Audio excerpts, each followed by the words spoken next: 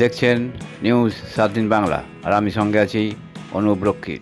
বালি পুরসভার প্রাক্তন তৃণমূল কাউন্সিলর বলরাম ভট্টাচার্য প্রয়াত হলেন।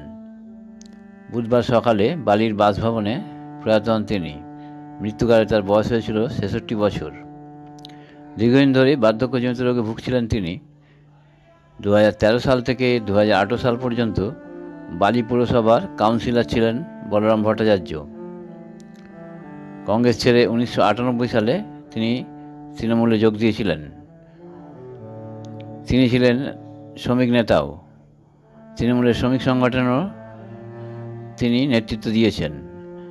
রাজনীতি ছাড়াও বহু সমাজসেবামূলক কর্মকাণ্ডের সঙ্গে তিনি দীর্ঘদিন ধরে যুক্ত ছিলেন। এই প্রবীণ নেতার মরদেহ উত্তর হাওড়া ও বালি তৃণমূল কংগ্রেসের নেতৃত্ব শেষ শ্রদ্ধা জানান।